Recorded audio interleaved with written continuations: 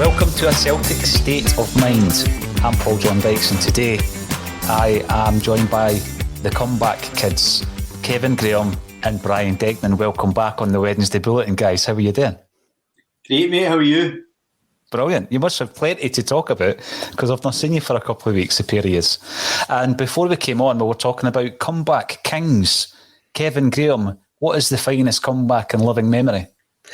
I don't. If you would ask me this question, prepared me for this question, it's rather than just putting me on the spot 30 seconds ago, I wouldn't have come up with this answer, because this answer's probably like just there in my mind at this precise moment in time. But I'm going to say Liam Gallagher's comeback over the last 4 or 5 years has been fantastic and entirely unexpected. Oh, well, will we have a Liam Gallagher-esque comeback in Kevin Graham, Brian, do you think? I think we will. Art Cote still knows he's I am the resurrection. He's back. Oh, he's back. yes. He's back to save the day. You're back. There is plenty to talk about, seeing how you guys haven't really been here to talk about the off-field upheaval at Celtic Park, and also a massive game tomorrow night. I mean, I'm not downplaying it at all. Kevin Graham has, much to my annoyance for several years, reminded me that we are no longer a Champions League team. You've been saying that since the birth, since the genesis of ACSOM, Kevin. And you reckon that this is our level. And if it's our level, we need to compete at this level. Do you think we are equipped to compete in this group? It's a difficult group, Kev. It's an extremely difficult group. When the draw was getting made, I was watching it in my attic because I was in isolation at that point. And obviously you get Leverkusen first. Then you go, I wouldn't want that group because they're the toughest, one of the top seeds that you can actually get. Then Betis come out as, then Celtic go into that and you're like, oh, right. Then all of a sudden Betis are in my A. And right away you're looking at, you do not want clubs from the top 5 leagues. Look, it's great for the glamour, the glitz and the disco lights to get big names in that there. But you're really looking to finish first or second in the group. And having Betis and Leverkusen there right away puts you as not a favourite to actually finish in the top 2. But you're then looking, when that draw came out, I'm having a look at the pot 4 and I'm going, hopefully the Allies for escape to victory are not in pot 4 because we're guaranteed to get them. Or 1970 Brazil are not in pot 4, because it was looking like, to have a cliche, the group of death looked like it was coming out right away. I was glad to get Friday as the pot 4 team, and the 2 games that we've got against Betis and Leverkusen for me are all us preparing for the double header against Friday to finish third in the group. We're still, you look at the AZ game, and I think that showed you the level where we are in Europe at this precise moment in time. To get 2 teams that are expected to go deep in this competition in Betis and Leverkusen has been a bad break for us, really has. And you have a look at the injuries and the pull-outs that we've had over the last 24 hours. Then again, tomorrow night's looking like it was already looking a tough task, but it's looking even tougher now. The get out that we've actually got is if we finish third in this group, we get European football after Christmas. Mm-hmm. And I think for me that is the aim of the group, to get European football after Christmas. And I'm looking to get in the double header against Friday. That's what I'm looking to get back on. Tomorrow night is what tomorrow night's going to be. It's going to be a tough night, even if we had a full team. It was going to be a tough night against a very decent team. But we just need to go there and see what happens. We're still at the infancy here of the Ange Postecoglou reign. And I think games going to Spain, going to Germany, are just coming far too early for this squad. Especially now a squad that's looking thin on numbers. Well, we will talk about that, Kev, especially when we're looking at the potential lineup and not only the first 11, but I think you start getting a wee bit concerned when you start looking at the subs. I mean, it was bad enough at the weekend. It's going to be even more stretched to get the 9 required subs on the bench for the Europa League game. Kevin makes a point, Brian, and this follows on by comments from Bastian Schweinsteiger, who tweeted out that Celtic Park was one of the most impressive venues that he's played at, and the fans, etc. It's not the first time. I never take that for granted. I love hearing top players speaking fondly about coming to Celtic Park and the experience of that. But you have got to try and weigh that up, in relation to some of the absolute pounding Celtic have taken from the top clubs in recent years. So in relation to what Kev's just said there, he is looking realistically at Celtic being third in this table, in this group. When you look at last season's groups, for example, 10 points would have got you out of every group bar 1. Is that just a bridge too far for the Celtic side at this stage of the Postecoglou project or journey? Possibly. I think the key thing about Europe this season, and I think we spoke about it at the start of the season, is it's almost a bit of a bonus. It's a gauge for us to say, right, how far are we into this? Because I think, I've said this before, I think Kev said it as well, we need to be competing, we need to be going to the likes of Betis and be convinced we can win and play them, at their own game, play the football we want to play. Once we get to that level, domestically we'll take care of ourselves. So I think these games are good. Now, the chances are we'll get beat off Betis, right? Not be negative, but just on paper it looks like it. But it's important we go there and play the Postecoglou way and let the players try and be brave and move forward and go for it. And if you get beat, you get beat. But we need to keep trying that. It's like if you're a boxer and you're sparring with someone, you don't spar with someone that you're better than because it's a waste of your time. You go in there against someone that's really good, you get your face pounded in. Next time you spar with them, you get your face pounded slightly less until the point where you need to move on and spar with someone even better. So that's the sort of mentality we have to have, I think, going into this campaign, is that we need to gauge. So we go against Betis tomorrow, we may not win, but we need to get to that level. That's where we should be at, playing the way we're playing. So I'm really excited by it. I do think it's too quick for us. I've said that. I said my expectations for this season in general are still reasonably low, because I just think it's going to, even you touched on it, Paul.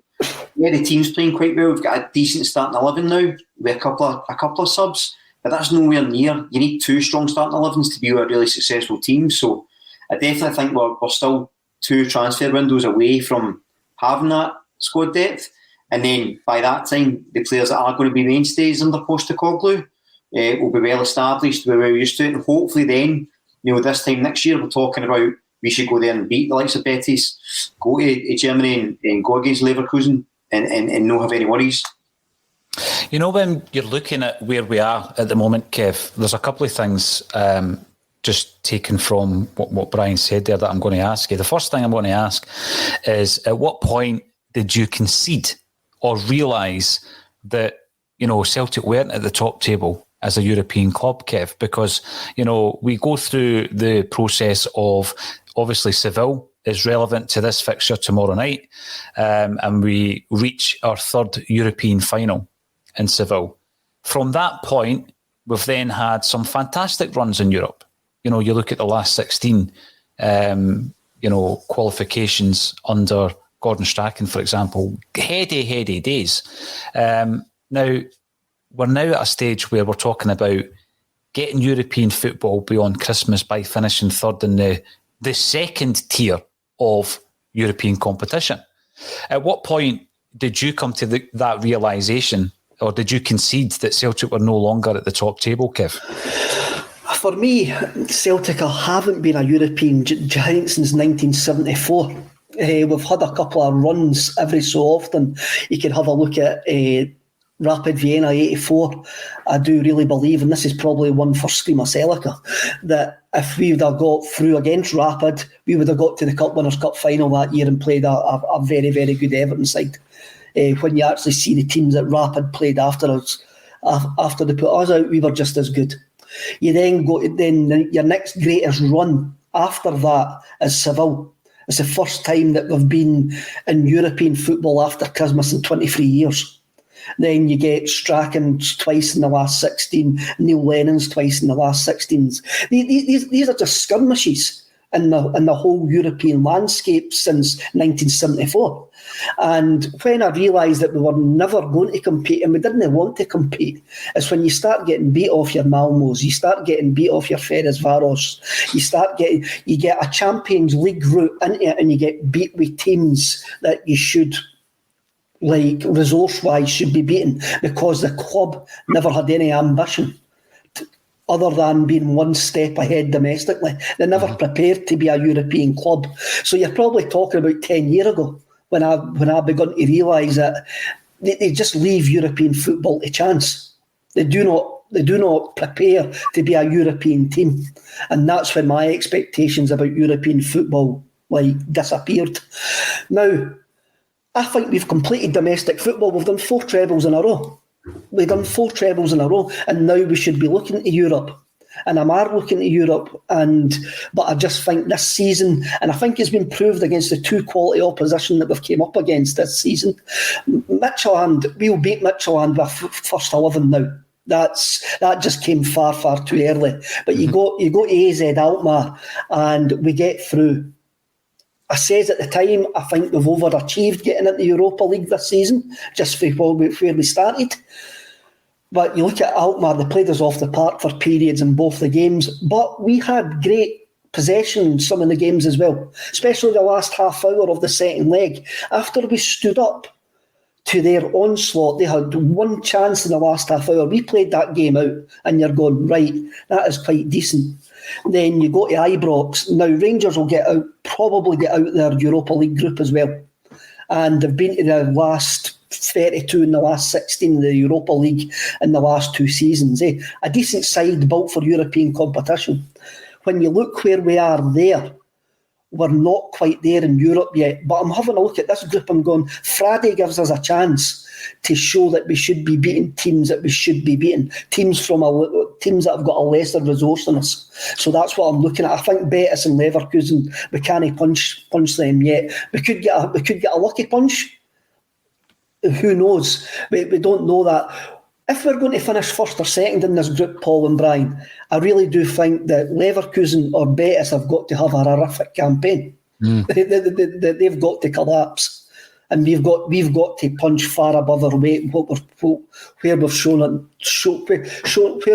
where we are at the moment. At the moment, for me, we've shown we're a fun side. We haven't actually shown that we're a good side yet, but that'll happen over the next months and transfer windows. You know, when you're looking at some of the clubs, Brian, that Kevin mentions there, and it's not that you're taking it for granted, but if you were to compare resources, for example, there are certain clubs that Celtic should be able to overcome, and we've not been doing that. And that's the biggest disappointment. It was one of the biggest disappointments, I think, during the tenure of Brendan Rodgers, that we were really poor in Europe. That was the one kind of period of the last 10 years of domination or so, where you kind of thought to yourself, we will be able to do something here because of what Brendan Rodgers was building there. And it didn't happen. The best run in recent times, was when we faced and defeated Lazio, for example. And obviously Kevin and I never tire of talking about the home leg when we were at the game with Andrew Innes from Primal Scream. And I'll continue to remind everybody of that, Kevin. So when you're looking at, for example, the Ferencváros games that Kevin refers to, and we've got a Hungarian contributor in Kevin McCluskey, who we hope will be able to give us as much as possible over those two games. Is that all Celtic should expect? Should we, the headline, how should Ange Postecoglou line up to make Celtic history in Spain? It would be historical because we've never, in a competitive game, won on Spanish soil. Now, I was reading a lot of those reports. We've never won in Spain, obviously. Celtic fans know that we have, but it was in the Stefano testimonial game when we went over and beaten them 1-0 thanks to a Bobby Lennox goal. But competitively, we've never won over there. We've had 3 draws As Kevin quite rightly says, sometimes you get a lucky punch, or sometimes, your opposition just aren't at it, and we go out and we play to our full potential. Can Celtic get anything, Brian, or is that completely beyond us to even nick a draw over there? No, I don't think it's beyond us at all. This conversation brings up two sort of points. The first point, I think, is it's that, what makes a big club. Celtic said, we're a huge club, we're an institution globally. There's no doubt about that. We've got the history, we've got the romanticism, we've got the world-class stadium, the great support, but we've underachieved in Europe for a long, long time. I think that's due to the Scottish coefficient, but obviously we used to get entry straight into the group stages, which always helped. When that stopped, you really starting to struggle, and I think it was a mixture of the lack of preparation for the board, and the fact that we were playing teams that were halfway through their season, and we were playing them almost as a pre-season. So I think that's hindered us, and what's happened is your expectations naturally lower. We're talking about, let's try and beat Ferencváros and finish third in that group, and on paper, Celtic as a club is the biggest club in that group, but we're nowhere near the biggest team. And resources only matched, and resources only becomes into play when you're prepared. And so I think that I just wrote an article actually, and it was about basically comparing the outgoing CEO and Peter Lawwell with the type of CEO I wanted Don McKay to be, and the differences there. And Peter Lawwell can point to the domestic success, but this business mode they spoke about dropped in this sort of Ajax mode. Ajax never had a problem qualifying. They've never had a problem doing these things because they were prepared and were organised and were committed to an ideal. And that's not something that Celtic have been for a long, long time. So I suppose that the first point you answer is, I think that, yes, we're a Champions League club, or we should be, but it was going to take us a long time to get back there. In terms of getting the result over there, I think this is why I'm a big advocate of the way Postecoglou wants the team to play, is because we've always got a puncher's chance. We're probably going to concede goals, but I think if you go there and you sit in against Spanish opposition, you're going to concede goals anyway. I think it's just a matter of time. But at least if you go and you attack, you've got a chance there. One of the things that Postecoglou mentioned that I love, and it's something that I think is really important as a life lesson, is he hates the underdog tag that Celtic have. He hates that. He says, because if you consider yourself an underdog, you're almost convincing yourself you've not got any right to win. Yeah. You have to be brave enough and say, we're just as good as them. It's 11 versus 11, and we're going to be brave on the ball, and we're going to pass it, and when we're in possession, it doesn't matter what they do. And I love that attitude. Is it naive at times? Possibly. But you know what? If we believe we're good enough to get there, and we keep playing that way and keep trying to get there, eventually we will. But if we're settling it, if in 3 years' time, 4 years' time, you're still having conversations about finishing third in Europa League, then we've failed yet again, and the club has to move forward. Like Kev says, and like I agree with, domestic competition now isn't how I gauge Celtic success in a lot of ways. Of course, the metrics there if you win a trophy is successful, but I think success in European football over the next few years will show if there's any improvement, and I think there has to be for us to move forward. Last week it was interesting, Brian. Jim Orr has a certain way of just making things pretty clear. And when we were talking about European aspirations, he basically said, we've just got to do better than we did last time round, right?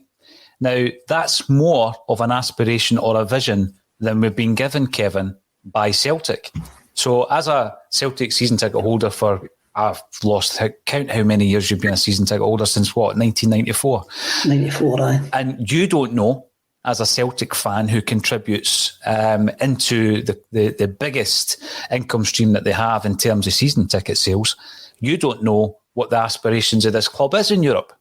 But one thing's for sure, going by what yourself and Brian have said today, and Celtic fans largely would agree with, I think, is that regardless of all that, every single time we come round to those qualifiers, we're ill prepared for it. And the biggest frustration, going back to a point you made about Ferencváros, if we were prepared, and what I mean by that is, I don't mean sign another 2 or 3 10 million quid players. Just get the players that we eventually do bring in earlier so that they're actually there to compete in the games that we need to get through. One of the striking examples of that was when we spent 10 million quid and the two guys were on the bench, Kev, and McGregor's playing left back against Cluj, I think it was. They knock us out. We proved later on in the season that we're actually quite comfortably better than Cluj. And that is the biggest frustration as a Celtic fan, Kev, and it must be for someone who's held a season ticket for, as long as you have, and many other people out there will feel the same. We don't actually know what the vision is on a European stage. No, you don't. And I'm going to pick up something Brian says there as well, that the club says that they're a Champions League club. The only thing that the club is world class at doing is saying that they're a Champions League club. They never do anything to back up that statement, and they just sort of blindly stumble along, hoping like a gambler hoping that he puts £1 in a fruit machine that he's going to hit the jackpot. That's what we've been doing for the last 10 years. And this season was always a write-off just with the whole Eddie Howe thing and bringing Ange Postecoglou in so late. And that's how I reckon that we've overpunched already this season, getting into the Europa League group stage when the odds were against us coming up against a side like Alkmaar. Yeah. We shouldn't have got through that time. He's done remarkably, Kevin, to get through that time. He has done remarkably. This club should be looking to Europe, because if you aim for Europe, the domestic game takes care of itself. I have a look at Rangers, and Steven Gerrard has actually built a side for Europe. And the domestic games took care of itself. There's a strong physical side that's got a shape. They've got a way of playing. Sometimes they'll struggle domestically with that way of playing, but when they go away from home against the likes of the numerous good away results that they've got over the last couple of years, it's because that's what Gerrard's built his team to do. And that's what we should be aiming, and I'm hoping that's where Postecoglou's aiming. It's not just the domestic game that we've got to be successful in. We've got to aim to go deep in Europe every season.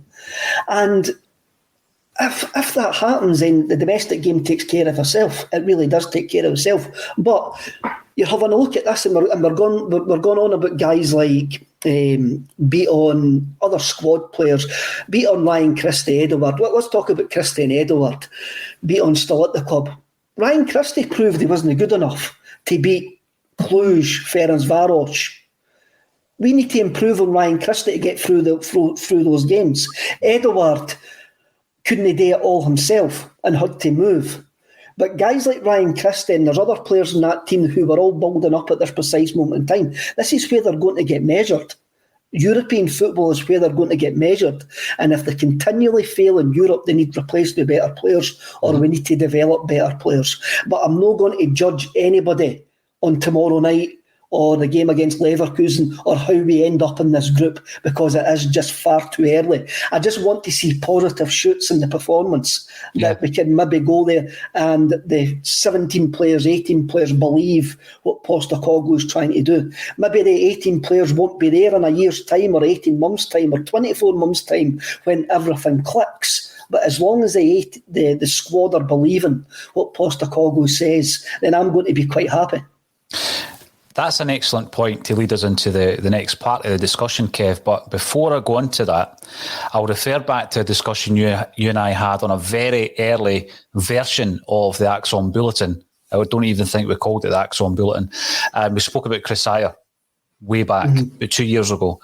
And I suggested at that time that we had a £10 million player in Agar. And you said, I think he could develop into that player. If you're looking at Christie and saying, well, he didn't step up to the mark in Europe, do you think Agar did? And if not, have we bought in better?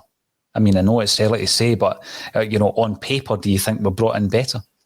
On paper, it's very difficult to say, because we developed Agar into the player that got his move to Brentford.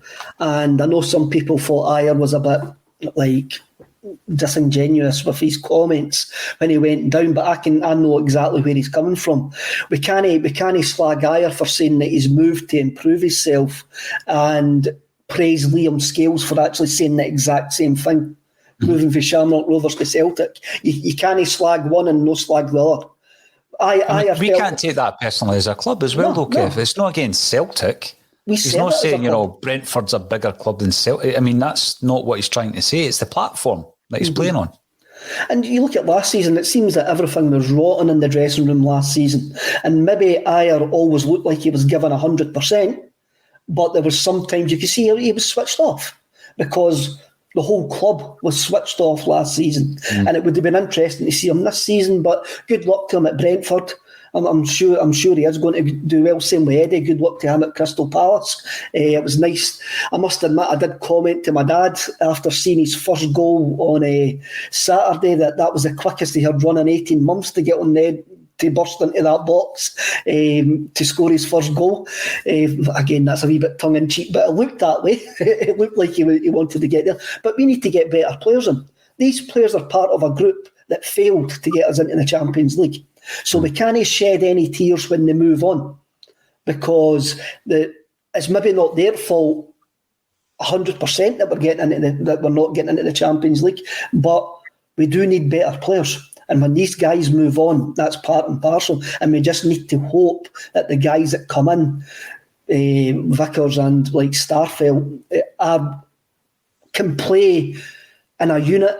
Because we need to be greater in the sum of our parts in Europe and can play the way Postecoglou wants us to play and to get us to where we want to be in Europe. Which is, for me, I'm not talking about getting to finals. I'm talking about getting to quarterfinals, last 16s, last 8s. Knockout phase. Because I reckon that's where we should be at Europa League level every single season.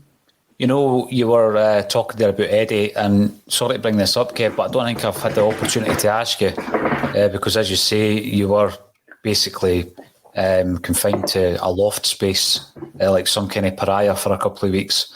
Edouard, the Stone Roses, is it desecrated for you, mate? Oh, not at all. Not at all. I still, it was really good.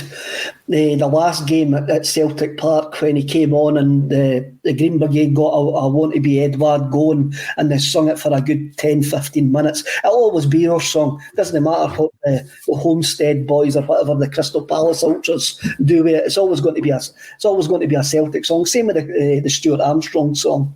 So no, it's no desecrated for me. I thought it was very good. The Crystal Palace launch video or signing video for Edouard. I mean, it was quite clear that Edouard has never been in a record shop in his life. he was wondering what this black magic was that he was picking up. I know. Good luck to the fella. Good luck to him. Absolutely. Now, Real Betis, we're talking about them, Brian, as if they are out of our league. They have won 1 in 4 league games so far this season, sitting 9th in La Liga, on the back of a 2-1 away win against Granada on Monday, which I still find a bit bizarre. Nabil Fekir could be their star man up top. My Spanish correspondent, i.e. videographer Kelvin, has informed me this morning. And Manuel Pellegrino has already said that Celtic have a slight advantage, so he's playing the mind games.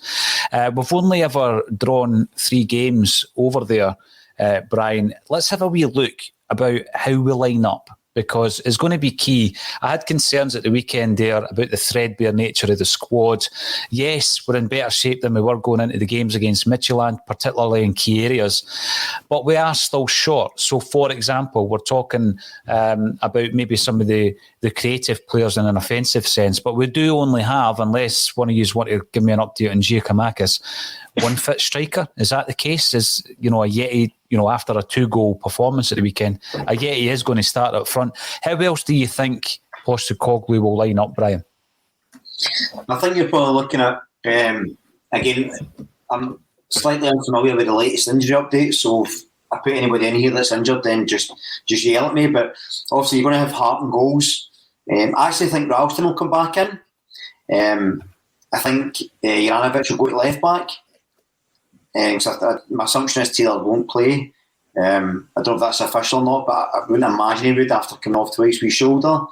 I think Taylor's going for an operation on his shoulder. Right, okay, so he's definitely playing. I think Carter Vickers and Starfelt will be the centre-half partnership. Starfelt's got to be a bit more confident, so I don't think you want to drop him at this stage. I think it's unfortunate for Welsh, but it is what it is. I actually think McCarthy should start. I think that we don't have the luxury to play Rogic, Turnbull and McGregor over there. McCarthy just gives you a bit more steel, just in case. I think, actually, I like McGregor slightly forward anyway. I think him and Turnbull will do well. Also, Yeti up front, and then Jota and Abada. Just the reason I don't know if I'm confident going over there, but the reason I'm not scared going over there is I think that Kev touched on it. The players we've signed, I think, are built for Europe. The way he's want to play is built for the European stage, I think. Yeah. He doesn't have that sort of Scottish mentality of, sit in deep, try and soak up pressure and counter-attack. And guys like Jota, Abada, you can imagine him playing in the Spanish league. I think McGregor's always played differently from a lot of Scottish players. Juranovic, I think, is going to be excellent for us longer term. I think Ralston coming in would be good because I think he gives that steel, because you do need that balance. I think with Carter Vickers, he's an absolute unit at the back. And I don't think he's the tallest centre back, but he's a strong lad. I think Ralston's a bit physical player. Yeah. So when you're in the corner stuff, they're ideal as well. So I think that mixture will be good for us. But that's how I would see his lining up. I do think McCarthy has to come in. I think Sora's too clumsy against the Spaniards. I think they'll run rings around him.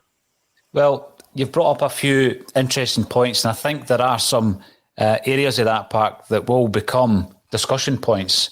I'm going to throw them over at yourself, Kevin, and I'll pick up on your point about Sora as well, because we spoke about it yesterday, and there was a lot of people came in on the comments after the event to disagree with some of the comments on Sora, so we'll throw that one out as well, and obviously I'll get as many comments in as possible. So, Kevin, I think most people are looking at Hart, Starfelt, Carter Vickers, but there is a question around the fullbacks. Do you bring Ralston back in, switch Juranovic to the left?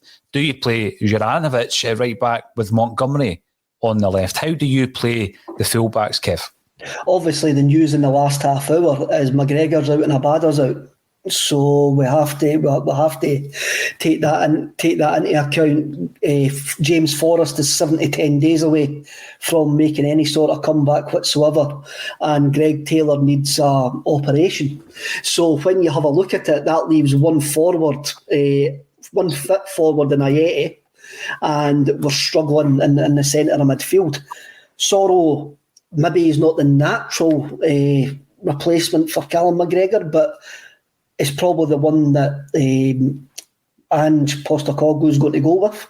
So you've got to say Sora will come in. I reckon I agree with Brian. I think McCarthy will play as well. I think you'll have a midfield free of McCarthy, Soro and David Turnbull. The back line, again, it's going to be the back line that went to Ibrox, apart from Carter Vickers. So it's Hart, Ralston, Carter Vickers, Starfelt and Juranovic at left back.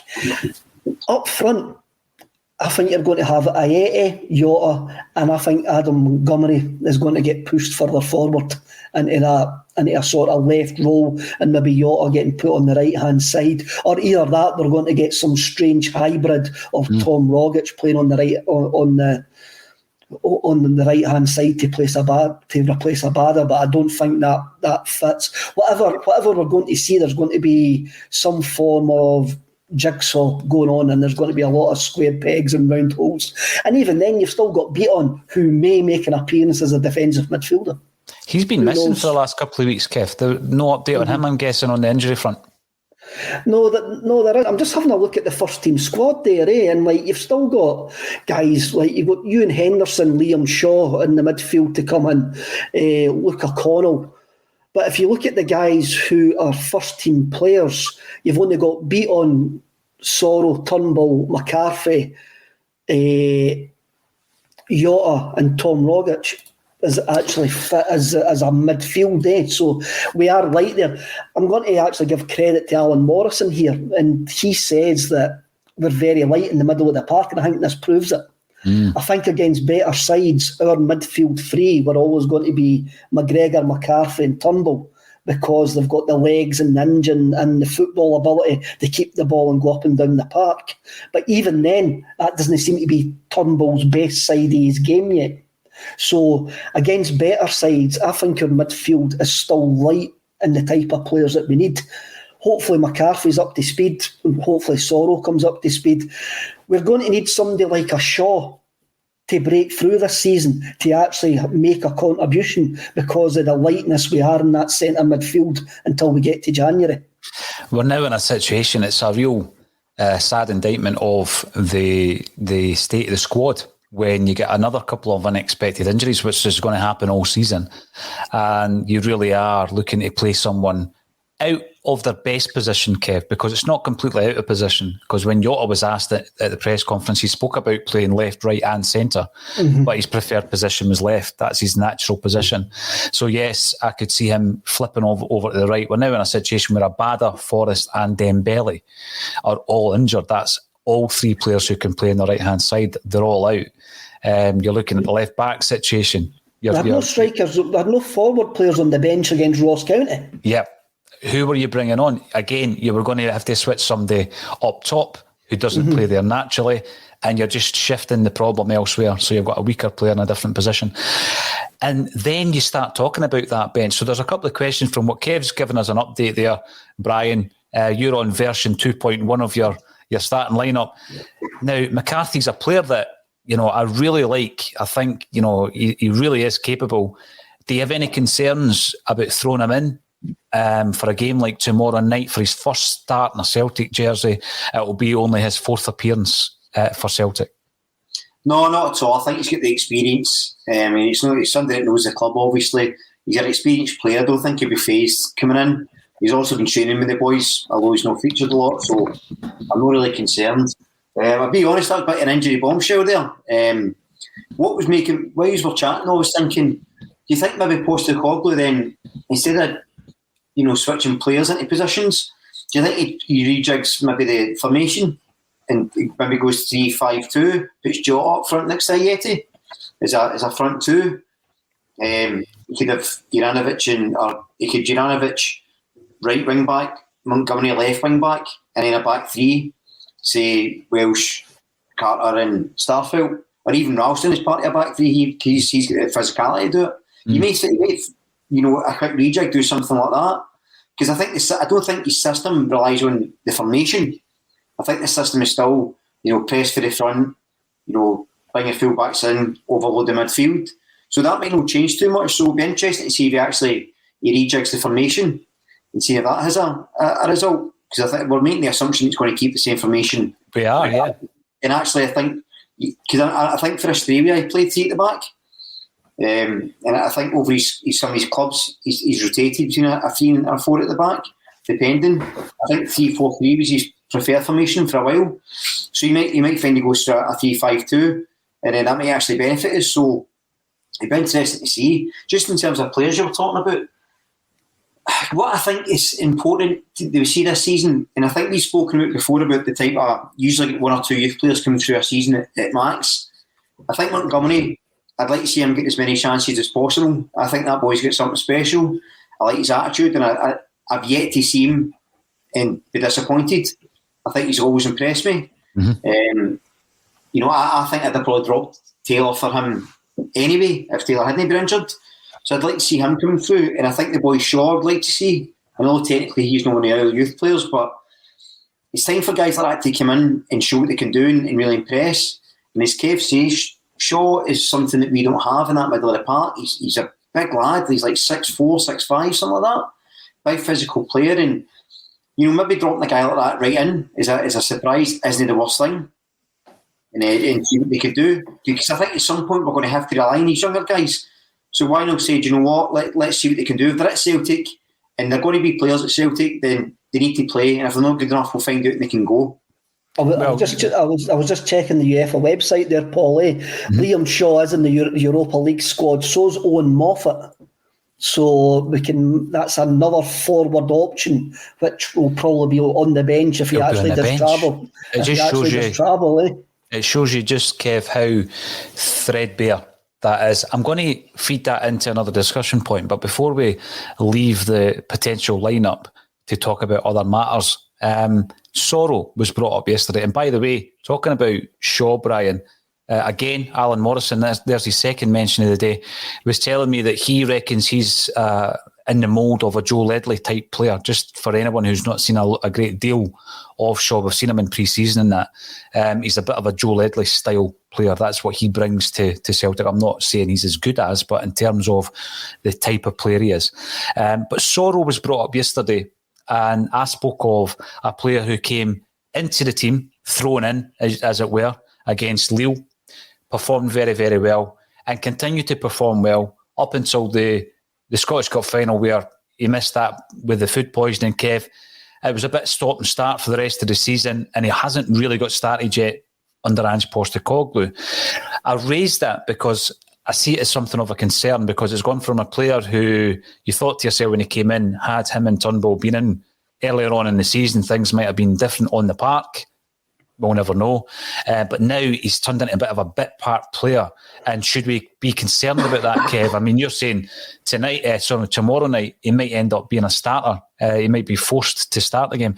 Is it a concern for you that his form has faded pretty badly? It's a concern for me that Callum McGregor's natural replacement in the squad is a massive downgrade. And there is a massive difference between Callum McGregor and Sora. I think there's a running joke that we have, Paul, and we go, when is he going to commit his first free kick? 1 minute, 2 minute, 30 seconds, because he comes on as a sub when he charges into a challenge and gives away free kicks. He seems to be a bit rash. But then again, he hasn't had a lot of game time at Celtic. So it could just be a learning curve for him. The way Postecoglou wants us to play football, for me, Callum McGregor is an integral part of that. And Sora is, if you're asking Sora to do the Callum McGregor job, then it's going to fail, and that's no any slight on Sora whatsoever. I think last season we were maybe desperate for any sort of jolt whatsoever to try and get this team going, and we've maybe overestimated the powers of Sora. And now when you actually see a midfield, we're now going, he's still a bit raw, he's still a bit rough, he's still got this, he can improve here, he can improve that. He's going to need to improve the more night, or either that we're going to get a chasing all about the shop. And that's what he's going to need to do.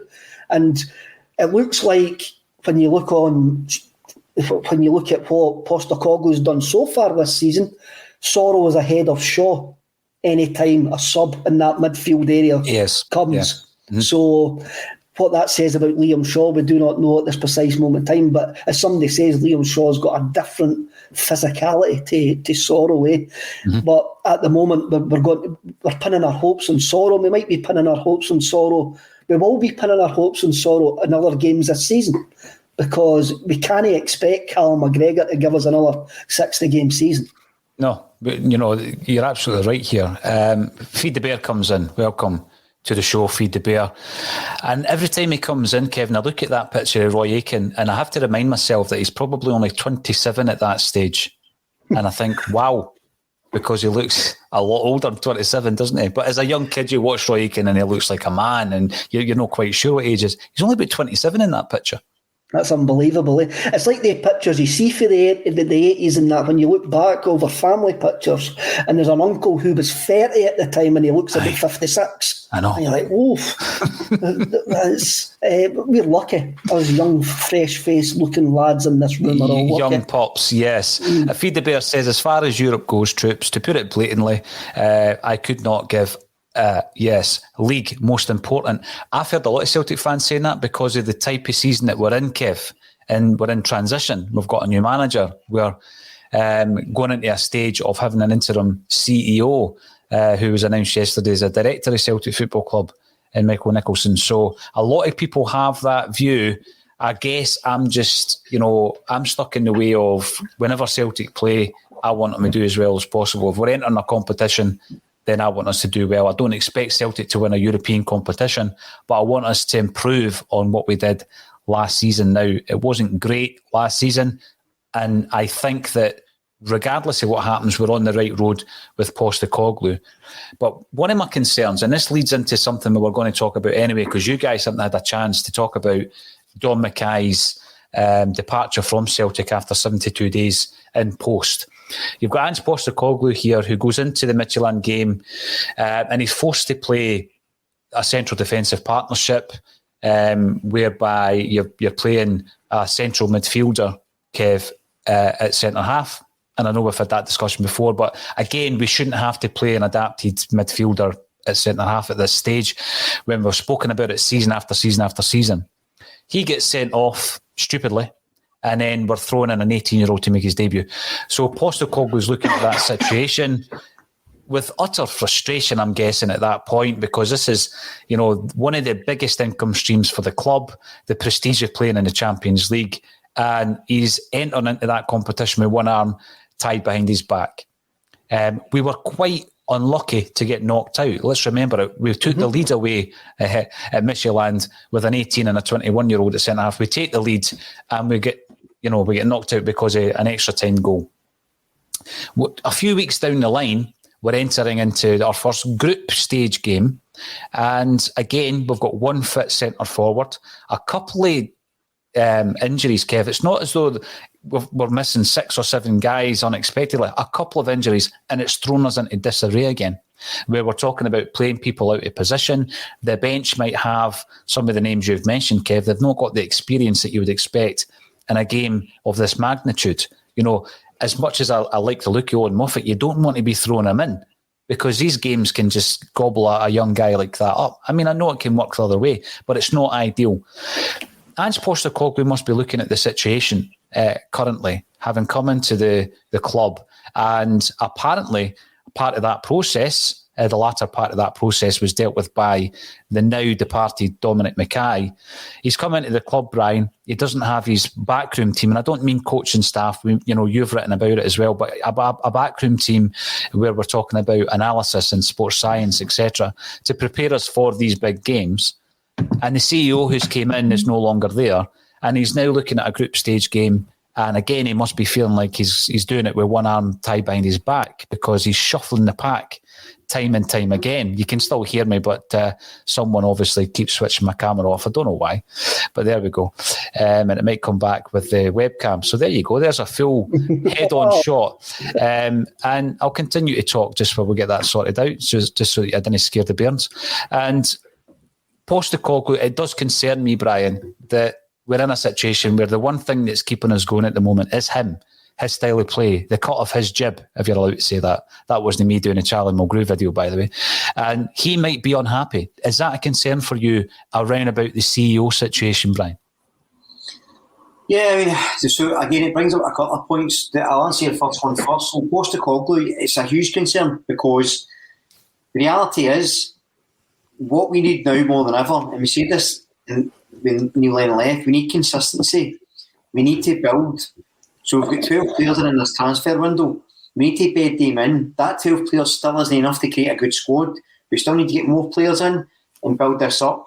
We need to be in a position where we've got, our under-12s, our under-16s, our B team, our reserves, whatever, all playing the same system, the same way, so that we can start to funnel players through. The club needs a vision and a purpose. At the moment, we've kind of got that under Postecoglou, right? But he's also not got his backroom team in. He's not got his sports scientists in. He's not got his conditioning staff in. He's not got a recruitment specialist. He's not got a head scout. Anything he does, any victories he gets, any positive things he achieves with that background is incredible. And the benefit we're taking is we're saying, well, if he can do that, can do what he's done so far, and keep the fans on board with all that going on in the background, the guys, the worry is, as you say, if he goes, that's it. I mean, you're almost doubling up on a rebuild. It's been such a stop-start rebuild anyway, especially Don Mackay changing. And, I think Postecoglou has been quite cute in some of the things he said. He mentioned Michael Nicholson by name, how much he gets on with him and stuff. So he's not stupid, he understands what's going on. And there was rumours that him and Don Mackay weren't quite as close as their loving glances at each other suggested. So he may be happier now that he's not there, and there may be plans afoot that we don't know about. But it's a huge concern. I just want to pick up on something that Feed the Bear says about the league being the most important thing. See that attitude that the league's the most important thing every year. That's the attitude that Peter Lawwell and the board have had for the past 9 years. That's why Celtic are constantly worried about Europe. We've got to be more ambitious than that. We have to be. And when we get a CEO in, like the one that Dom Mackay promised to be, this modern thinking CEO who's going to just deal with the finances and that side of the business and leave the football to the football people. And that's what we need. We don't need this jobs for the boys. Let's keep the system going. We've been successful so far. Let's keep doing it the same way. It will be fine. Because it won't. There's massive changes needed. I think I'm a wee bit more annoyed a wee bit more upset with the CEO leaving than most people, because I work in a sort of high corporate structure business, and I see the effect leadership at that level has. And us as a club, it's not just the football side we need to be concerned about, because it's been run so poorly in so many aspects for such a long time. That has to improve. So I'm more concerned at the optics of who's picking new CEO and what that might look like than the team at the moment. But to answer your first point, of course I'm concerned about Postecoglou's happiness. I think he's the thing that's holding everyone together at the moment. But the CEO, I think, is a real sad indictment of where we are structurally at the club at the moment.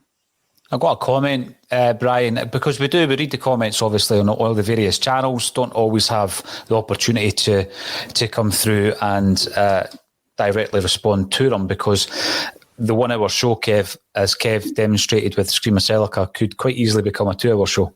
If you're not careful. And by the way, we'll stay here for 2 hours if everybody's available, but people are juggling all the time. But one of the things that was brought up yesterday following yesterday's show was that we need to stop focusing on the board. So it's going back to a point that's been made here. And let's just look at the board in isolation over the last year. Let's go back 1 year ago. And when we started, Kevin, raising big concerns about Neil Lennon, it was about a year ago, wasn't it, on a Celtic State of Mind.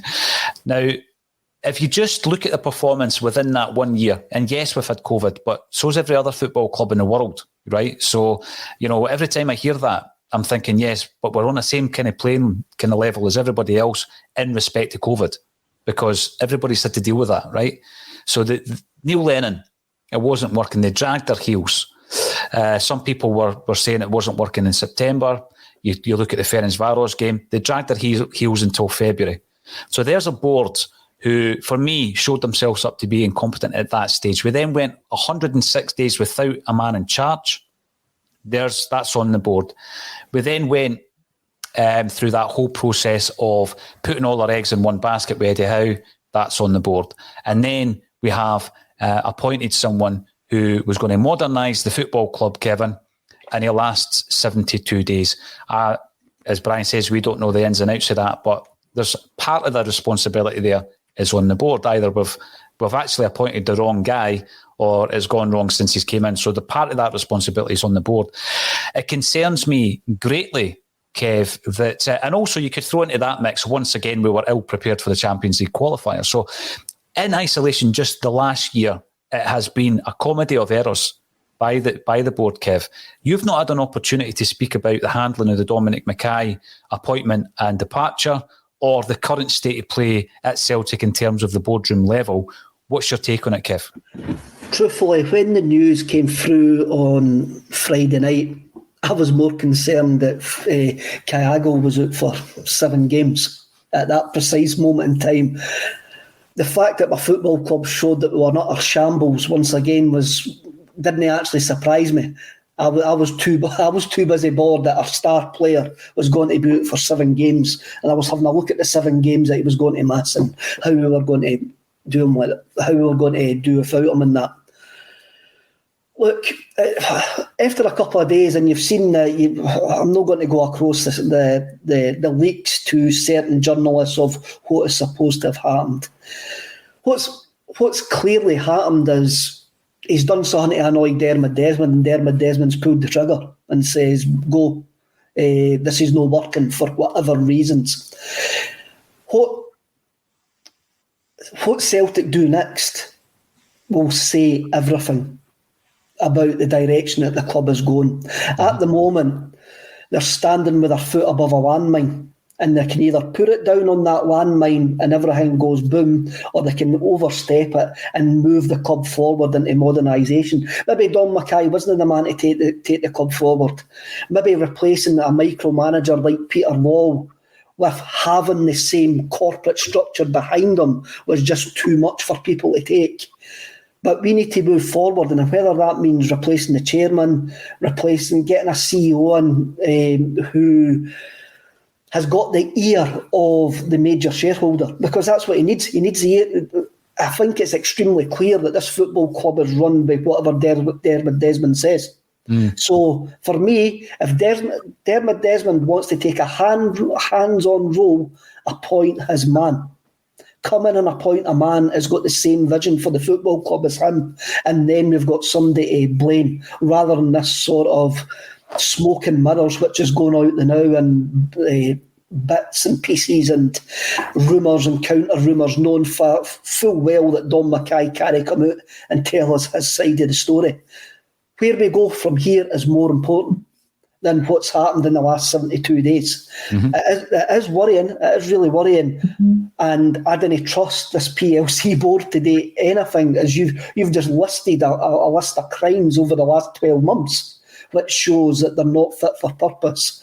The modernisation still needs to happen, and Dermot Desmond needs to make sure that modernisation happens. If that means him appointing Ross Desmond to take over his inheritance, then so be it.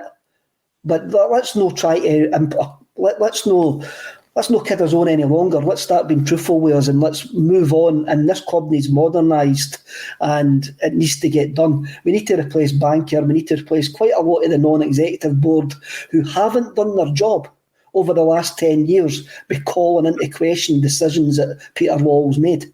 I mean, we're talking about winning the league. Aye, we won the league fine and well, but what do we do after it?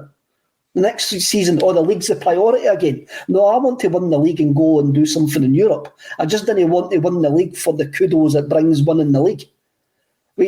And that mindset has to change. I agree with that. Mindset has to change. Should we have seen the writing on the wall when you look at a CEO who's come in with a vision, talking about modernisation of the football club, yet somehow Dermot Desmond had to get hands-on with transfers? I'm not going to name particular transfers, but that was one of the stories that was leaked, Kev. We know that there are preferred journalists out there that if Celtic want to get a story out, it gets leaked into these different platforms. And that's what happened. Dermot Desmond's going to take a hands-on approach to get transfers over the line. At that stage, as a CEO, you must have felt pretty undermined. Even though he's the principal shareholder, you must have felt, well, this is my job, and it's all over the press. I mean, you must have felt pretty undermined if you're Don Mackay at that stage. Definitely, because you've got Ange Postecoglou coming out and saying, when I write a book, you'll realise how many targets we've actually missed. One thing about Don Mackay, if he had ignored phone calls from Peter Wall, good on him, because that's what should have been done anyway. He should be ignoring the CEO doing that. And with Dermot Desmond as well, he was there 71 days, and this shows the recruitment process was wrong. Yes. The recruitment process was 100% wrong if you appoint a man that you've got to get rid of 71 days later. You got it wrong. So you've got it wrong. So you have to move on, and you have to see the reasons why you got it wrong. And there'll be people within that organisation that got it wrong, and they've got to be moved on as well. You know, a big concern I've got, and we'll wrap it up after this one, but it leads on from what Kevin was saying there, Brian, talking about modernising the club. I love the analogy of hovering over a landmine. Your next step is going to be crucial. Whilst this is all happening, whilst it seems as though Celtic are standing still, dare I say, 5 clubs in Scotland don't want to stand still any longer. And you've got Aberdeen, Hibs, Hearts, Dundee and Dundee United. Under the radar, perhaps, it certainly made news headlines that they have created a group whereby an alliance whereby they want to review the branding and the structure of the SPFL. They want to maximise every single avenue of the game. And you're looking at, we've spoken about it so many times, you know, we undersell the game in so many ways. It doesn't seem to be improving. So you've got 5 other clubs, notably Celtic were not involved in that. It sounds as though, even though we're standing still, even other clubs, I mean, Dundee United, they want change. They want to progress. And they're doing that under incredible constraints when you look at the level of finance they're bringing into their clubs, the amount of season tickets they are able to sell. I mean, I've not actually done a figure, but I'm pretty sure if you put all those 5 clubs together, Celtic probably sell more season tickets than all 5 of them. So the finance and the leverage that Celtic has is vast and colossal compared to that. Yet they're realising that they need to move on. It worries me a wee bit, not that we're not part of that specific alliance, but it worries me that we seem to be standing still and other clubs are progressing, because we've seen it in Europe, Kevin. Clubs have put us out and you're thinking, you're kind of shocked. 2 or 3 years later, they're Champions League group stage veterans. They're there or thereabouts every single year, yet we're regressing. That worries me massively. What did you make of the announcement from this alliance, Brian? I thought it was good, and I think one of the key things they mentioned was they want to use that revenue to help create better players, better academy, bring younger players through. Dare I say, they've got a modern outlook on things. And I think, when we talk about Don Mackay, you don't know the man personally, but it's what he represented. It's what we've lost. That modernisation he kept talking about, the fan engagement, the chatting to people. They're the things that we've lost, and it's the things that, as you right to say, Paul, other clubs seem to be doing, and yet we're not. Just before we go, we've comments obviously coming through saying that we talk too much about the board. The reason we talk too much about the board is because they're always interfering. Peter Law wasn't want to be a celebrity. It's like a referee, right? See if a referee's having a good game, you never hear them. You don't want to talk about them because it's a good game. You don't hear about CEOs of other clubs or boards of other clubs because they're doing a good job. You don't need to hear about them. Peter Law, you had to hear about because he was constantly getting involved with transfers and annoying the managers. Brendan Rodgers walked away because of him. Peter Law's in the front line hiring Neil Lennon in the showers. They're putting themselves in the spotlight, so we need to talk about them. We need to address them. And it'd be dereliction of duty as fans if we ignore what the board does and said, just shut up and be happy with it. There's also 2 distinct sides to any football club, the footballing structure and the corporate structure. We shouldn't have to know anything about the corporate structure. It should just work on itself. The problem is Celtic don't be fit for purpose, much like the SPFL in terms of their corporate structure for a long time. So change is needed, and I'm glad the clubs are taking it upon themselves to try and sort of get a better deal for themselves, because the SPFL board are doing it. They've not worded it that way, but that's the implication.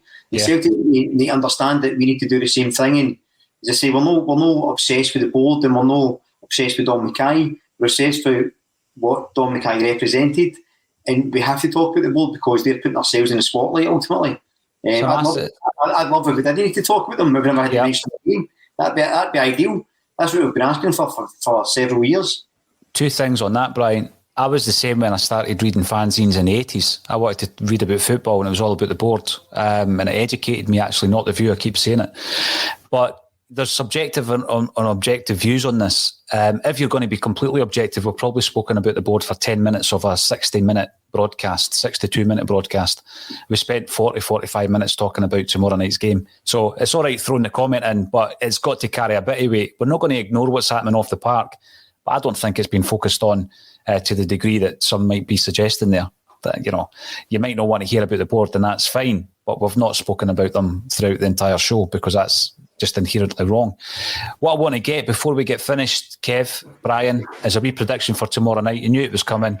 Kevin Graham. I'll always say predictions are for fools. The best I'm hoping for is a tight defeat, a 1-0 defeat. Great performance, and we can take positives for it. Brian, make a prediction for tomorrow night.